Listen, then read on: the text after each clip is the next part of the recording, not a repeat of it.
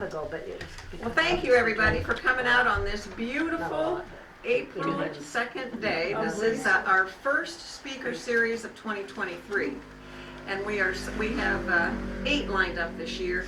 And just as an aside, on your chair is a little list of all the ones and the dates, the titles, and so on, the topics for this year, as well as the ladies' tea and our exhibits. So please take these home with you and come back.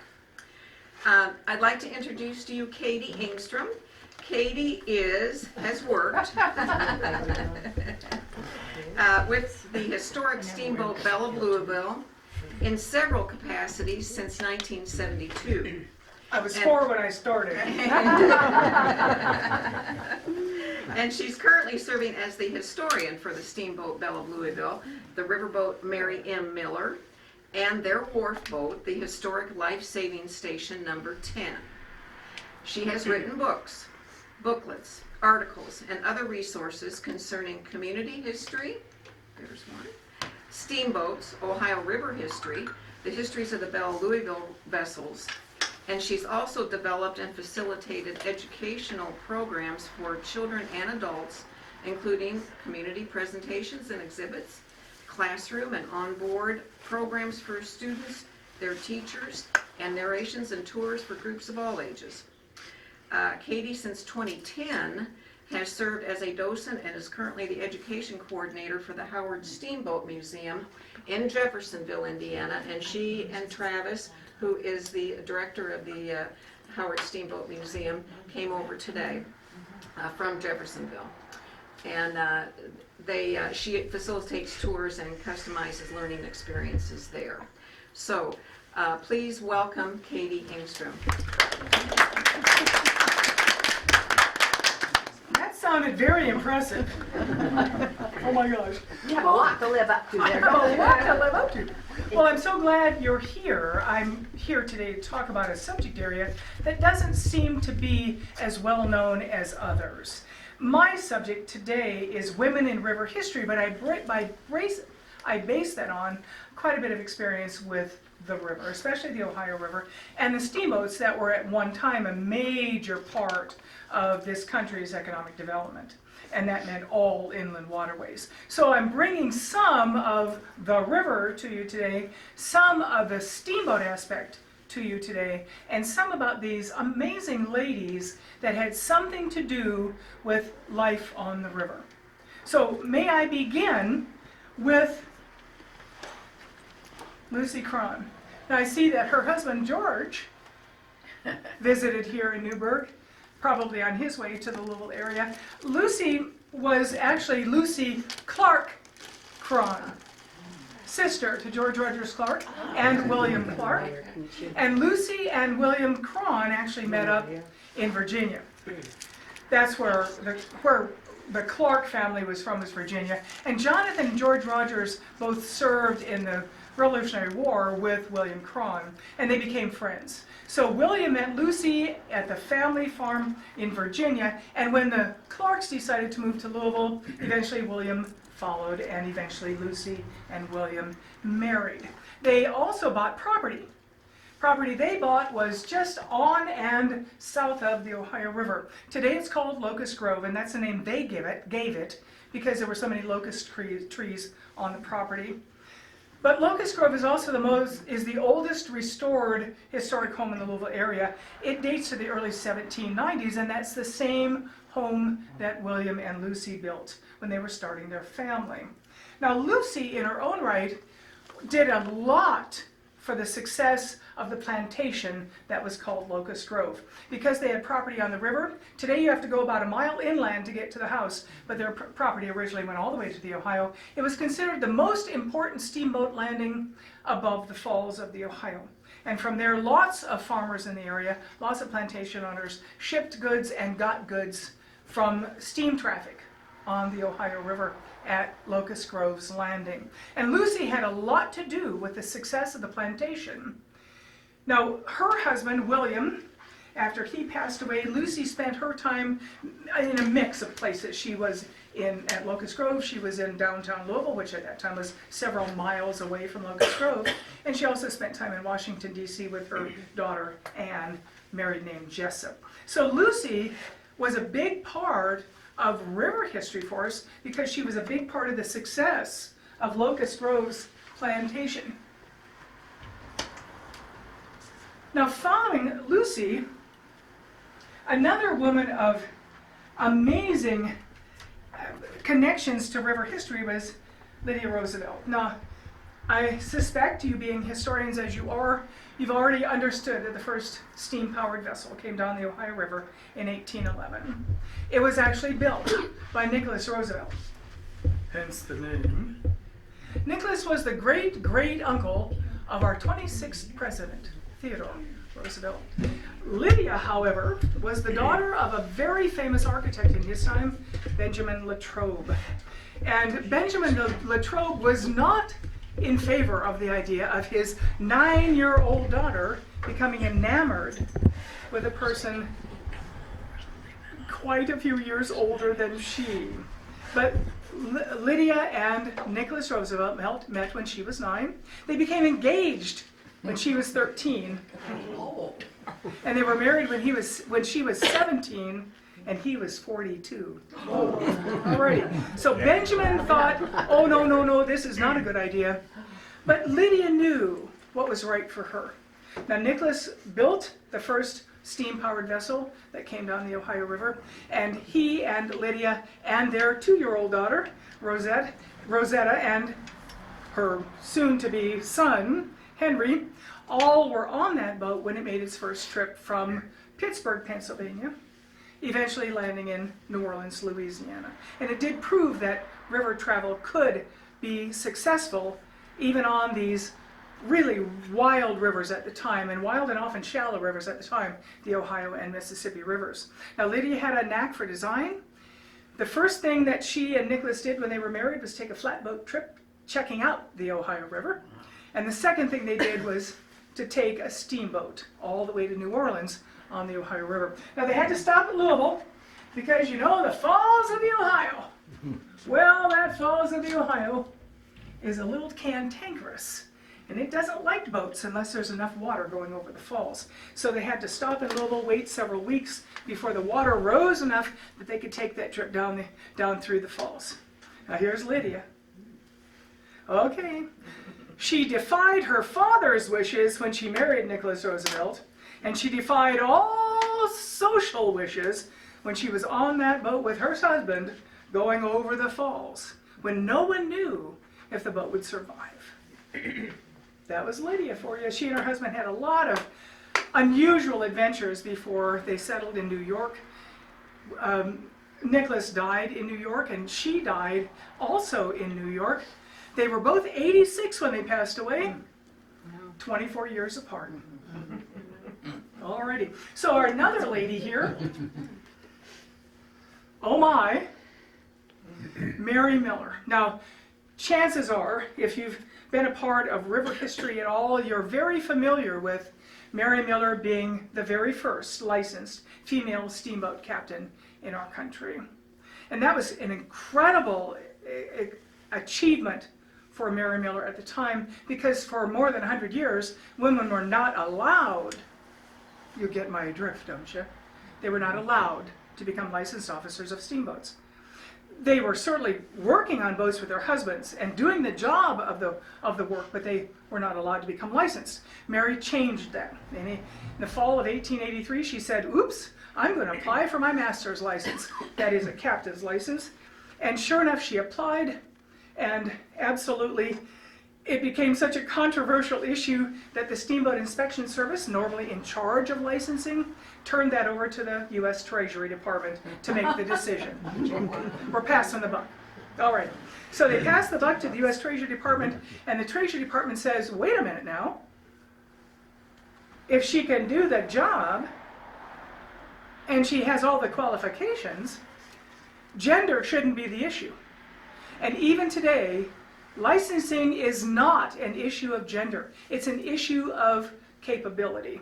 And it was for Mary as well. Once the Treasury Department said it's the job, not the gender, she went ahead in the testing process, passed everything with flying colors, had the endorsement, by the way, of her fellow steamboat captains who were very much in favor of her achieving licensing, got her license in February of 1884, and a couple days later got her actual paper license, her scroll, and from that point on she was Captain Mary M.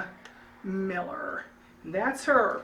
Now Mary Miller today survives because we have a boat named the Mary M. Miller. This is not by chance, mind you. When the Belle of Louisville needed a bigger boat, they were running the Spirit of Jefferson. When they needed a larger boat, we went looking and found the Georgia Queen in Savannah, Georgia, brought her to Louisville and renamed her the Mary M. Miller because of Mary Miller's connection to Louisville, born and died there, and her connection to the river, being the very first licensed female steamboat captain in this country. And she did open the door for other people as well. Well, here we have a different kind of women's influence on river history. Rachel Mormon came with her husband, Alonson, in 1860, traveling by steamboat from Brandenburg, Kentucky, to just 13 miles below Louisville to a plantation called Riverside. It wasn't named Riverside yet, but to a plantation they eventually named Riverside. They settled in 2 years later, bought the property outright, and lived there. The Mormon family lived there until 1984. An amazing period of time, and they ran it as a farm the entire time. They started with 300 acres. They eventually achieved 1,500 acres. It became one of the largest farms in Jefferson County, Kentucky. Well, Rachel was a big part of that because she and Alonson ran that plantation together, and it was right on the river. They even had their own steamboat landing. It was at one time called Soap Landing, because one thing they could produce on the farm property was soap. And they sold it to the crew and the passengers on steamboats, and were kind of grateful they did. You can imagine the sanitary conditions on a steamboat. So having anything that might get you at least a little bit cleaner was a good thing.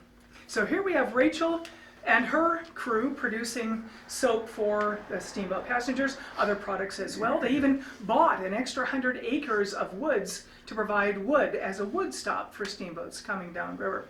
Now Rachel also had a garden, and she produced all kinds of herbs and medicinal quality plants, even developed a cookbook using her herbs, things she grew in her garden, as the basis to medicines and remedies that people could use. So in her own right, already a woman of distinction.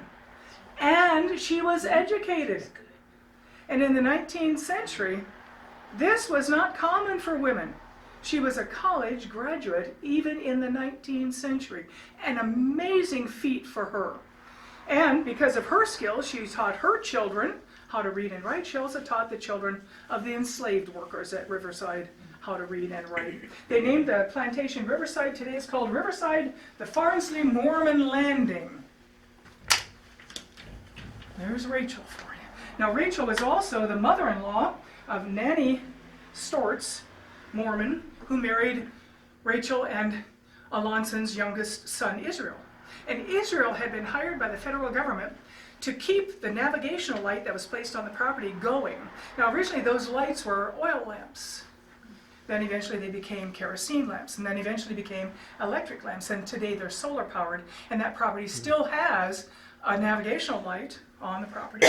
And Israel's family, his descendants, still receive a pension from the federal government for the work that Israel did, lighting the light. And that means you have to be out there every night lighting the light. You can't miss out, and you can't just decide, I don't think I want it today. So Israel set a part of river history, and Nanny as well.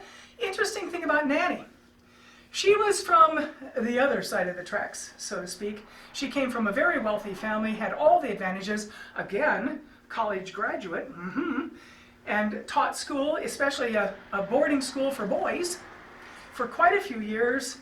She decided the partner for her was a farmer. Go figure. They were perfect partners. Okay, let's take a look at a different kind of woman. Callie French was known as Aunt Callie, and she didn't she wasn't born into the steamboat life. She married into the steamboat life. And her husband, Augustus French, was a steamboat captain, especially in 1878 when our story starts to happen here. And she learned the river from him. She learned how to pilot boats from him. She eventually took over that job because their business was running a showboat. It was called the French's new sensation. I think you would want to put that on here, wouldn't you? But no, I didn't put that on there. But I think it was called French's new sensation, and it became so popular going up and down river, providing entertainment, that they eventually needed 2 boats. So Augustus piloted one boat pushing a showboat, and Callie piloted the other boat pushing a showboat, and in that way they were able to accommodate everybody. You're talking about a big operation here when you're running 2 showboats up and down the river, stopping and starting and stopping and starting, but that was Callie for you. Now Callie went for her pilot's license in 1888. Now remember, Mary Miller setting the stage in 1884. Well, as far as I can see, Callie was the next person to achieve a licensing for operating river steamboats, and she chose the pilot's license. Just a couple of years after that, she achieved her master's license as well, becoming a captain of riverboats. And she was the first woman to serve in the American Association of Masters and Pilots of Steam Vessels organization.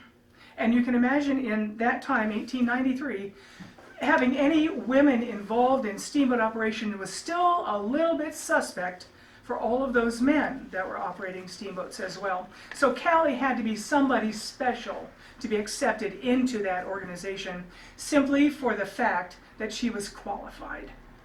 Now she became inducted into the National Maritime Hall of Fame in 1991 and inducted into the National Rivers Hall of Fame in 2001. So Callie really made a name for herself on the inland waterway, no question, starting kind of late in the game with her husband, who operated steamboats.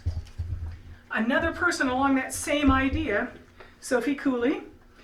Now, there again, she kind of entered into the steamboat life because of her husband, but that was a way of life for them. They worked and operated steamboats from 1898 on, raising their children on board the boats, living their lives on board steamboats, until her husband, his name was Levere, I think I'm saying that right? Mm-hmm. Levere Cooley, running steamboats, suffered a stroke on board a boat called the Washita, but he didn't want to give up the wheel. So even though he had suffered a stroke, he still kept command of the wheel. His crew helped him by pointing out where things were and where he was and what he was doing on the river, and he landed that vessel in New Orleans, Louisiana, and then just a few days later died there in New Orleans. Now, Sophie had already been a part of the river most of her adult life, but after Levere died, she eventually married again and moved off the river to Alabama, never returning. But in her time, she raised a family, carried on a life on the river. That was Sophie. They were, without question, a steamboat family. All righty, now here's a good one for you. Okay, be prepared. Because when we talk about river history, it's not just inland waterways. Now we are looking at the Shoshone spelling of her name and pronunciation, Sacagawea. That was where she was born. She was born into the Shoshone tribe, and that's her name. Her family says so. But when she was 12, she was abducted by the Hidatsa tribe, and they spelled her name S-A-J. And that's the name that most everybody grew up with. And they pronounced it Sacagawea. But later on, she married a man named, no, let's try this again. She was sold to a man named Charbonneau, who became part of the Lewis and Clark expedition party. And she was his wife in that way. And joined up with the Lewis and Clark party because of her husband Charbonneau, and that was with the Mandan tribe, and they pronounced it Sacagawea. So you've heard all sorts of things in your growing up time. Oh man, I guess too much weight on it. Yeah. Here, we'll just set this aside for now. I'll do it differently with the next group of people. Yep, I made it too much weight. Okay, never mind. Okay, here we go. We'll get back to these things. So here's Sacagawea. Now, as history has told us, and so did Lewis and Clark and many members of the Lewis and Clark expedition, she was of incredible value to that whole expedition. And all of it, except for a short period of time, was based on what was happening on the rivers. Mostly the Columbia River and the Missouri River. But she was there. She was astute. She could gather food, cook, repair things like moccasins and clothing. She could make new moccasins and clothing. She could speak the Shoshone language. She knew sign language. She was incredibly important to the expedition, far more so than her husband, may I just add, who was a bit of a slacker. He was paid by Lewis and Clark to be an interpreter, but he was sorely lacking in skills. She, however, was well worth his weight in gold. So Sacagawea brought us a whole different look at the importance of women in river history, because she herself was a major part of an expedition that depended almost entirely on our nation's rivers. Now, she was inducted into the National Rivers Hall of Fame in 1990, very justifiably so. Okay, now next time we'll do this differently. We'll get them up there. Alrighty. Now, Travis is going to be very pleased at my next lady, because she has a big part to do with the Howard history. Howard Steamboat Museum exists today primarily because of Loretta Howard. Now, Loretta was the wife of Jim Howard. James Howard began the shipyard. His son Edmunds took over after James passed away. Edmunds' sons, Clyde and Jim, took over after Edmunds retired. And Jim and Loretta had been married since 1908. Now, here's a fun part of the story. They didn't know each other, of course, but Jim had been put in charge by his father of the Howard shipyard at Madison, Indiana. And Loretta had signed on there as a bookkeeper. The Howards had owned, over time, at least 5 different shipyards, and Loretta had signed on as a young woman at the Howard yard at Madison, not knowing Jim at all. She just took that job. Well, they became attached and discovered that they had a lot in common, and they really were a good match. So when Jim was brought back to Jeffersonville to take over with his brother the yard at Jeffersonville, the one we know so well today, Loretta followed behind and signed on as the housekeeper for the Howard family to be closer to Jim. And they did marry in 1908. Here's a fun little part of that. Laura was Jim's mother. Laura and Edmunds had by this time gained quite a stature in the community and felt that they were deserving of the higher accolades. She did not think it appropriate for the housekeeper to marry her very affluent son. But they were a perfect match, literally a perfect match. When Clyde sold his part of the business to Jim in 1923, Jim needed a partner to do the business side of things. Loretta had the skills. He brought Loretta on as a equal partner. She served as the treasurer and the business end of the job of building steamboats. And together for the last 15 years of Howard ownership, they ran it very successfully together, a lot because of Loretta. Now, when Jim passed away in 1956, it had been his dream that the mansion itself would become a museum. With good reason. It's absolutely incredible. If you haven't been, you gotta come. Well, after he passed away, Loretta made it her job to make that house into a museum. It took her 2 years. In 1958, she opened the house as a museum. It's been a museum ever since. Now, for the first 11 years, she lived there. It was still her home. She made a little apartment for herself on the 3rd floor, and then she would come down and was the first tour guide. Now at that time, she was showing off her family's possessions.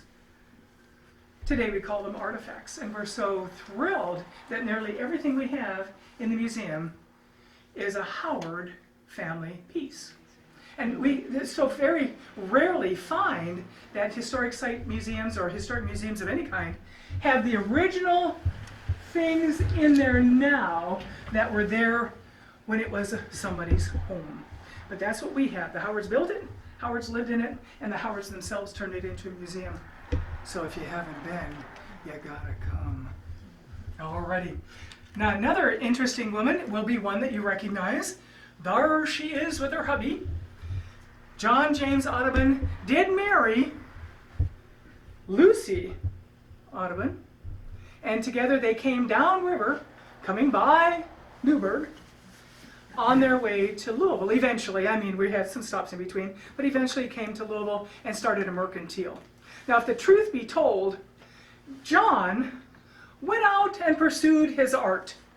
Lots and lots and lots of art, leaving his family for long, long periods of time.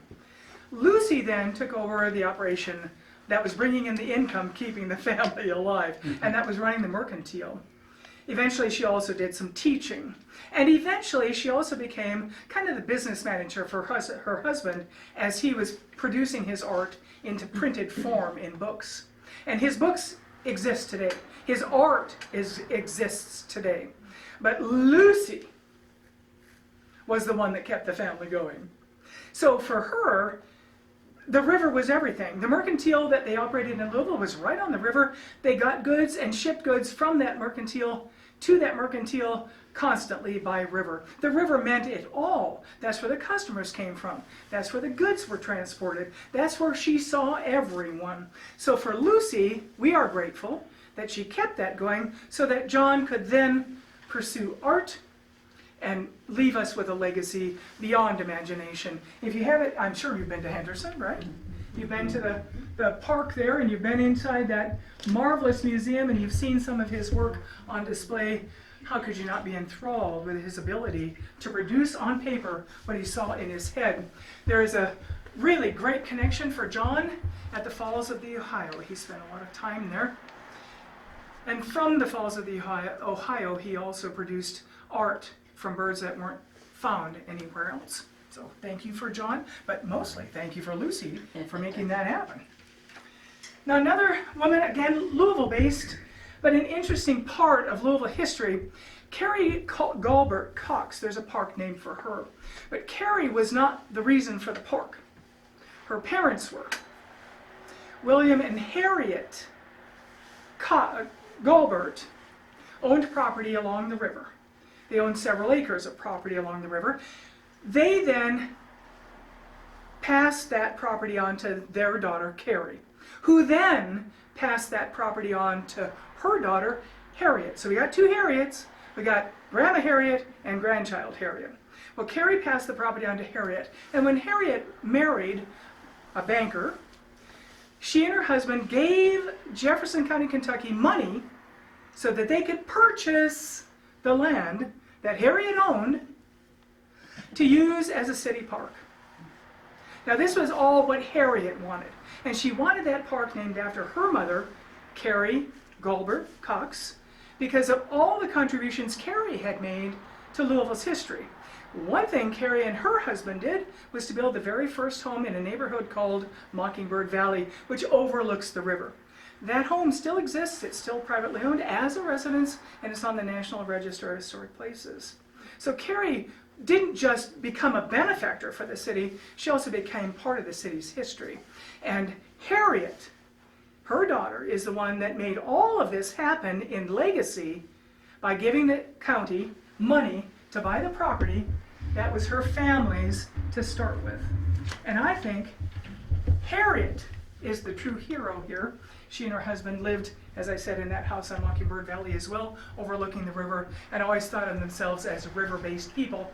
Carrie Gulbert Cox Park today is right along the Ohio River, and one of Louisville's major boat landing areas is there in that park. And in 1970 to 71, that's where the Belle of Louisville was. While the downtown wharf was being remodeled, she boarded passengers from Carrie Gulbert Cox Park.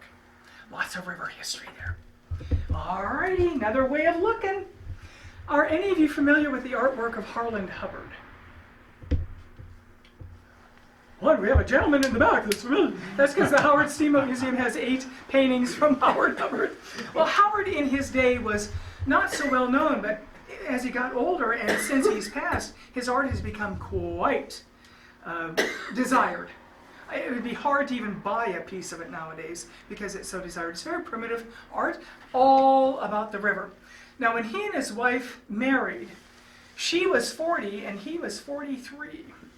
So this was kind of a late in life marriage. She was born to a wealthy family. She served as a librarian in Cincinnati for most of her adult life before she married an outdoors man.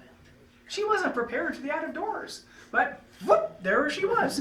The first thing they did was build a shack to live in on the riverbank at Brent, Kentucky, which is close to Cincinnati. And then the next year they started a 7-year shantyboat journey. That 7 years eventually took them all the way to New Orleans, Louisiana. They stopped along the way, and one place they stopped along the way was Payne Hollow, that's above Louisville, going toward Madison. Payne Hollow was just a forested area at that time. But they liked it so well, they spent a whole summer there. They liked it so well that after they sold the shantyboat at New Orleans, they then bought 7 acres of property at Payne Hollow to live in. Oh, cool stuff. Because they built the house. They never plumbed it or wired it, so it never had electricity, it never had indoor plumbing. They lived there the rest of their lives, comfortable and happy. Now, Harlan pursued his art, and Anna pursued music. Inside that house at Payne Hollow was the baby grand Steinway piano her father had bought used in 1900, and she played on that literally until she died. Now, she was 83 when she died, and Harlan died just a few years later when he was just a few days after his 88th birthday.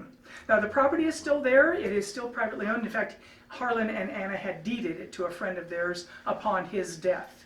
And so it has been well cared for. It is currently for sale, so if you want to live at Payne Hollow, as far as I know, still no indoor plumbing and still no electricity, as far as I know. But, of course, a comfortable life for Harlan and Anna. Oh boy. They were quite a couple. Not hermits per se, but quite a couple. Eventually, he ended up doing quite a bit of public speaking, and his art has literally been known everywhere, especially the inland waterways. Now, if you take a look at a different way that women had an impact on history, that would be Lucy Fry Speed Breckinridge. Now, Lucy was born to the Speed family. If you've heard of Speed University at U of L, or Speed Engineering School, or Speed Art Museum, it's all the same family. And when Lucy Fry, because that was her middle name, Lucy Fry Speed, was of marrying age, she married a man named James Breckinridge, who was very politically oriented. And Breckinridge Street in downtown Louisville is named for him. That's how influential the family was.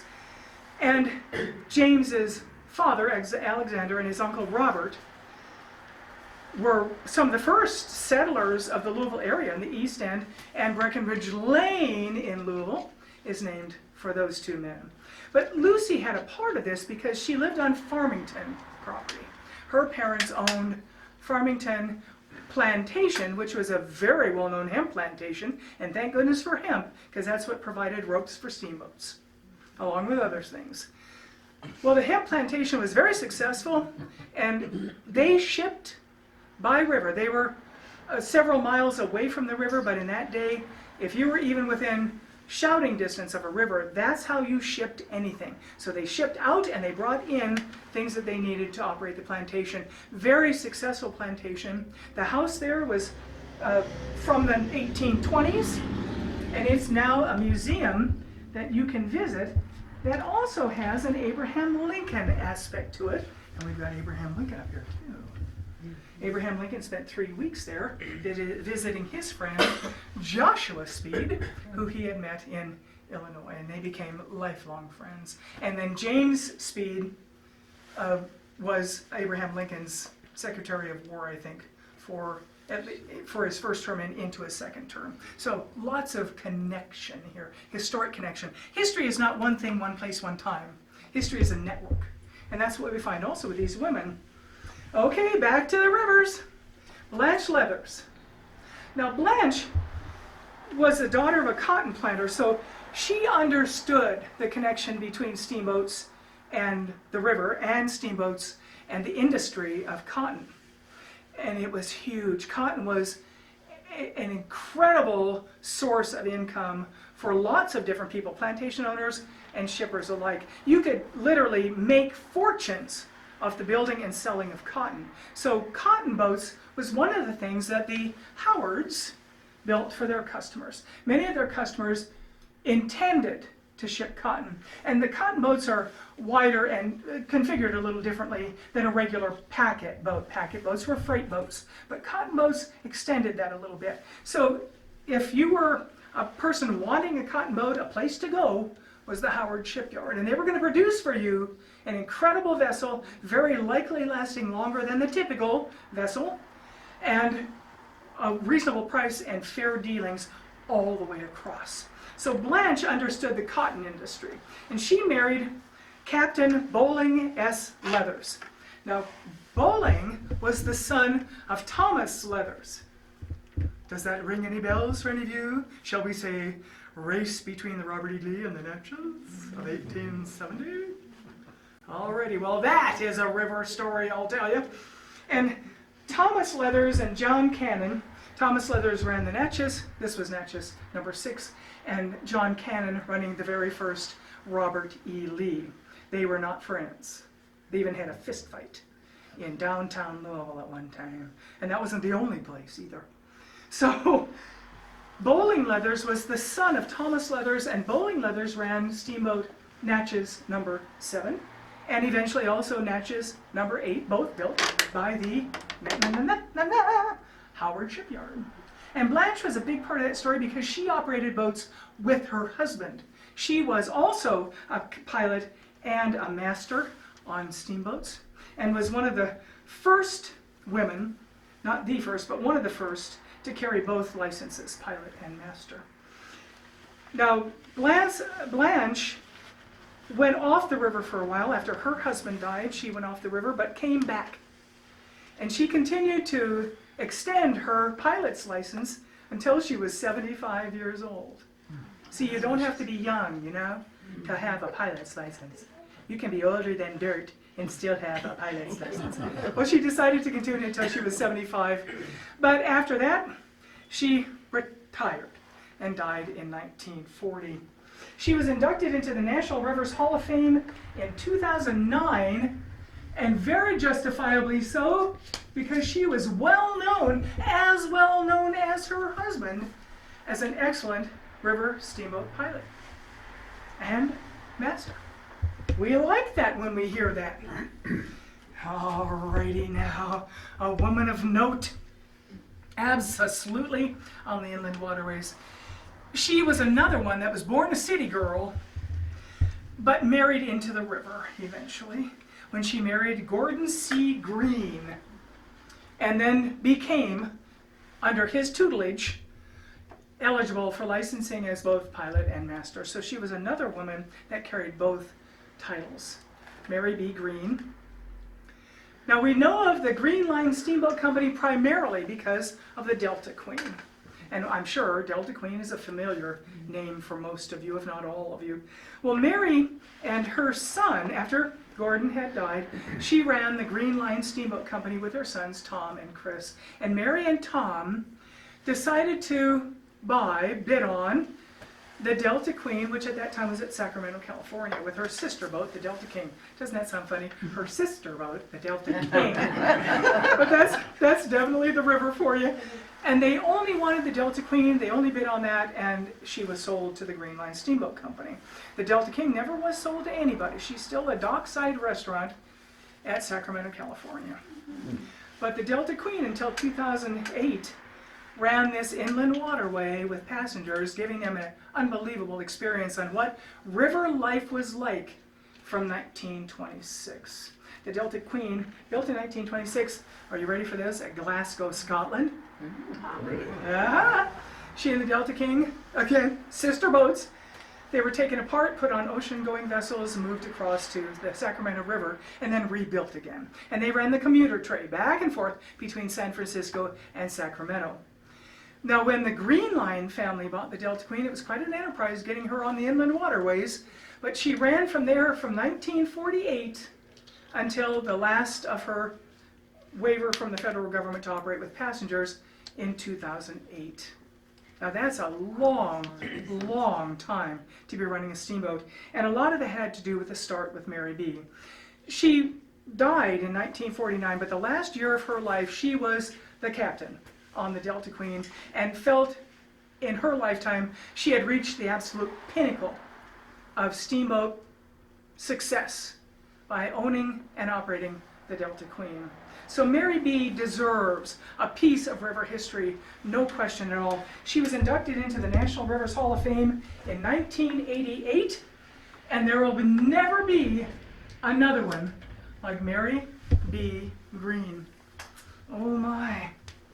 Well, how about let's take a look at another side of river industry, not a packet boat. Let's take a look at the showboat. This was a life. I'm telling you, it was theater on water, and it went everywhere. Everywhere there was a port, they did performances, and people came everywhere, from everywhere, onto the boats to see all these wonderful live performances. Because honestly, a lot of these small towns had no way to have a theater of any kind. The showboats brought the theater, and they brought melodrammers. And oh my, what a wonderful thing that was. A melodrama was audience participation, and how could you live without that?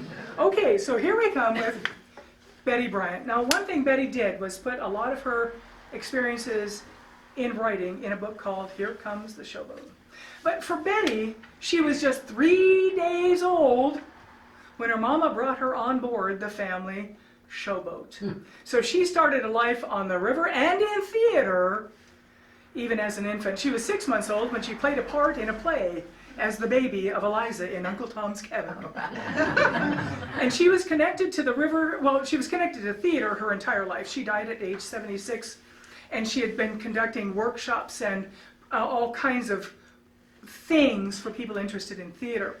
She didn't leave the river until she stopped working on board a showboat, and you know, there aren't too many of those left. Right now there's just the one, the Majestic on the Ohio River. I think it's still at New Richmond, right? Or have they moved it? It is up in Maysville. Okay, they moved her to Maysville. But she is the last of the showboats on the inland waterways. So this life was ending. Now we have easy access to theaters in many communities. But while the showboats were happening on the river, it wasn't that easy. And there were all kinds of boats. There were circus boats and performance boats, and you name it. There were all kinds of vessels because the river was the highway. Until there was really easy access to paved superhighways, it wasn't that easy to get around. If you wanted to go anywhere quickly, you went by water. So these ports along the river experienced all these cultural opportunities because of water, and Betty was part of that. Now Betty did work for different pieces and parts of life.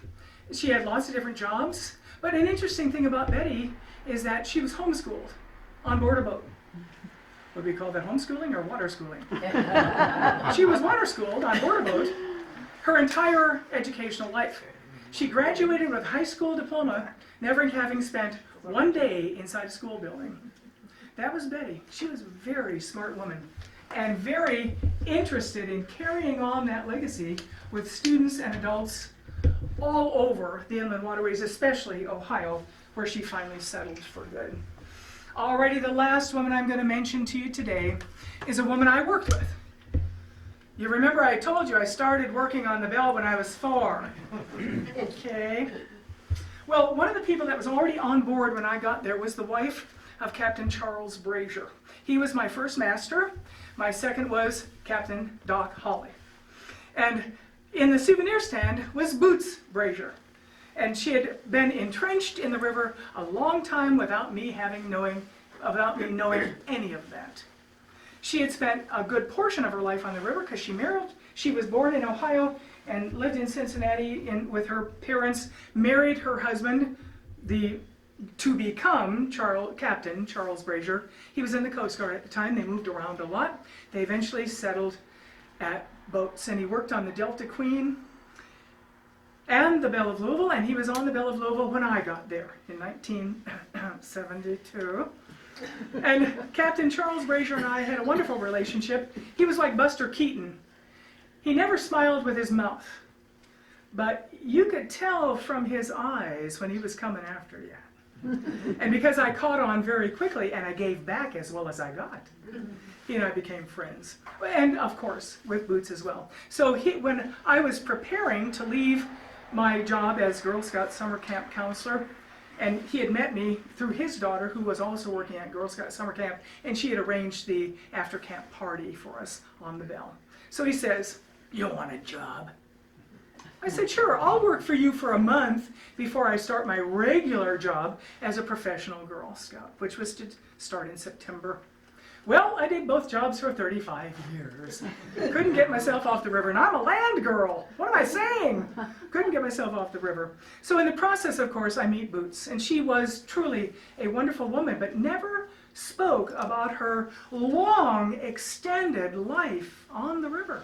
She was an astounding part of the Delta Queen's history, served as the very first female Master of Ceremonies on the Delta Queen. So when I met her, she was in a totally different life. I spent some time at their house, a truly delightful, calm, generous, kind-hearted woman. Her daughter described her this way: "Boots was a caring, creative, compassionate lady who treasured her life on the Ohio and Mississippi rivers with Captain Charlie, the love of her life. She was adored by the passengers on the Delta Queen and was light years ahead of her time as a female Master of Ceremonies." And I wanted her to be part of river history because there's no question that through the life with her husband and her daughter, that she was homeschooled on the Delta Queen till she was 9, life with her daughter, they were a steamboat family, and they introduced me to the steamboat way of life as well. So there we have Boots Brazier, the last woman I'm talking about today. But I'd like to mention that lots of women have had an impact on river history from these. Now, most of mine are from the 19th century or darn close to it. But in modern day history, women are still making an impact on river history. And today it is still the case. You can have any job on a steamboat as long as you can do the job, and it won't matter whether you're male or female. So today there are female captains, pilots, mates, and in the past have even been female engineers. I don't know if there are any female engineers at this moment, but there have been. So you can be a licensed officer on any sort of river vessel nowadays, partly because of the impact these ladies made on river history. Now, some of what I've talked about today, let's try that again. Some of what I've talked about today regarding the river, I also put into book form. This is a timeline of the development of history in the Louisville metropolitan area, and it uses places you can still visit as a focal point to understanding more about how history came about in our area. And the river is the river. Just because we live on it in one spot, it's still the same river no matter where you go. So I thought I'd bring these along if you're interested in having a copy. The proceeds benefit the Howard Steamboat Museum, and it costs you $17 per exactly to have a copy of this book. Oh, let me try that again. The book is entirely free. It's the signature that costs just $17. May I entertain questions, please? Before where are the Hall of Fames located? One is at Dubuque, Iowa. That's the National Rivers Hall of Fame. Okay. The other is more kind of a museum on paper, the Hall of Fame on paper, and that was actually started by somebody in the Washington, D.C. area. I've been in touch with him, and he told me it's not really a place you go, it's a list you're on. Yeah. But the National Rivers Hall of Fame, you can go there and see these women in Dubuque, right? Yeah. See these women that are part of their Hall of Fame. Is that the one that's on the Mississippi? It is on the Mississippi, you bet. Yep, National Rivers Hall of Fame. Oh, very good, because it's a wonderful town. They have a lot of history there for being a small town, especially the National Rivers Hall of Fame. It's just amazing. Yes, sir. Are there any known riverboat wrecks in the Ohio that are still there? Oh, several hundred. Yeah, oftentimes when a boat went down and was never raised again, the river took charge and buried it and tore it apart. So there are boats at the bottom of the river, but in some cases they're several feet below the bottom of the river today. There have been a couple that have been actually resurrected from the river, or what used to be the river. One is the steamer Bertrand at DeSoto State Park in Nebraska, I think. The other is the steamboat Arabia, and that museum is in Kansas City, Missouri. So it is fabulous. It really shows you what these boats carried and how some preservation work can preserve that history. But many of them will never be recovered. Now, the guys that own the Steamboat Arabia Museum, they are also working on a second resurrection of a boat, so we might see more of that type of work in the future. It's very costly, so you can't just leap in, but that's their hope. They'll unearth another steamboat. Now, when they unearthed the Steamboat Arabia, they actually unearthed it from land. It wasn't at the bottom of the river anymore. The river had changed course. That's sorry for the mule now. I'm sorry for the mule, yep, that's the case. He lied about that mule. Well, they had to, because nobody likes the idea of a mule going down, that's for sure. Other questions I can help with, huh? Yes, sir. I think of steamboats as passengers, taking passengers. Yes. What about Most of the time. goods? Were they used much for shipping goods? Well, the first use of packet boats was cargo. Passengers were the fringe benefit. You could get your money back with cargo. Example, a lot of these boat owners could build and outfit an entire boat and get back the cost in 1 or 2 trips of cargo. That's how important these boats were in their day. This is the steamboat era. If you wanted to go anywhere, as I mentioned earlier, you went by water. Now, carrying passengers brought you extra income. I have to say the most valuable place on the entire boat was the bar. Just letting you know.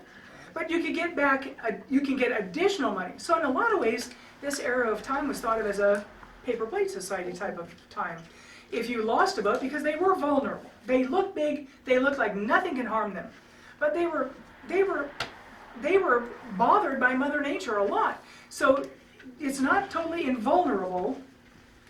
But if you lost a boat, the answer was, we'll just build another one. We've already gotten our money back many times over. We'll just build another boat. Not such a problem. Yes, sir. So did they insure them? They could. Insurance was available by the 1820s. So they could.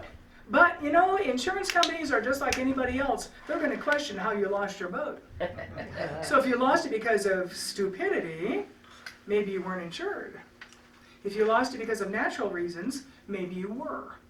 So yes, I know I mentioned that things could harm a boat.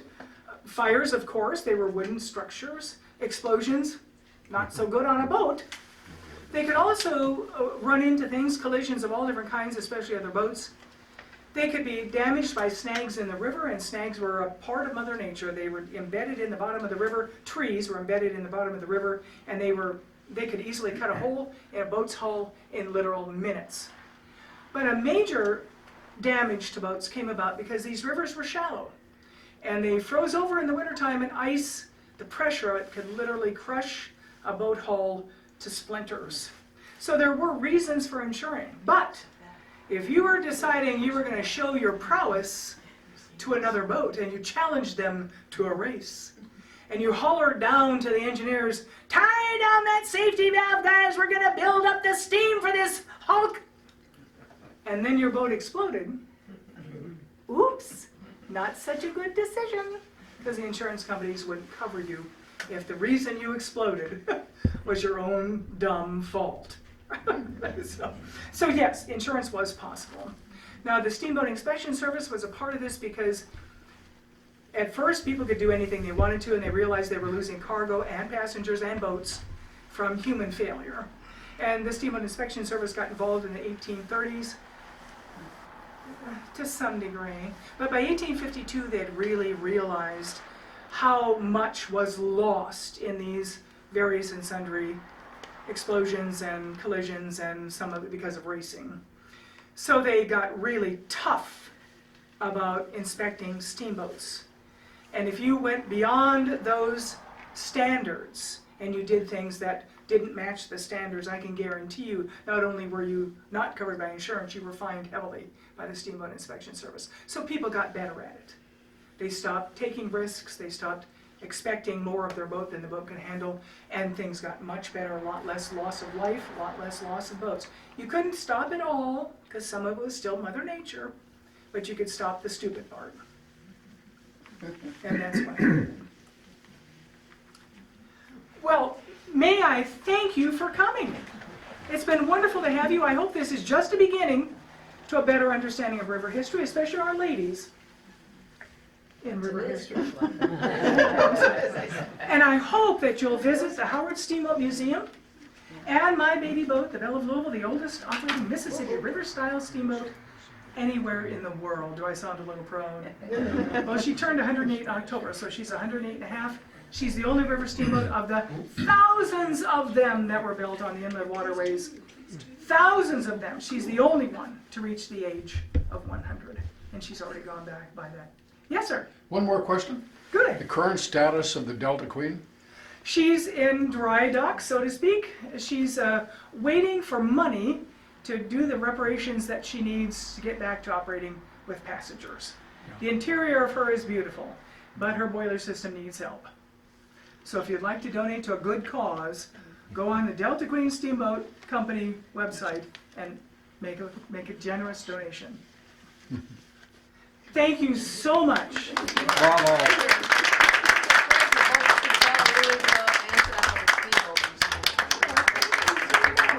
And I'd like to pass out her Belle of Louisville. Oh, sure, if she'd and like I've to. got Howard Steamboat Museum rack Thank you, cards here as Steamboat. well. Yes. And if anyone would like to purchase a book, I am here for you. Yes, $17 I'd like that. exactly.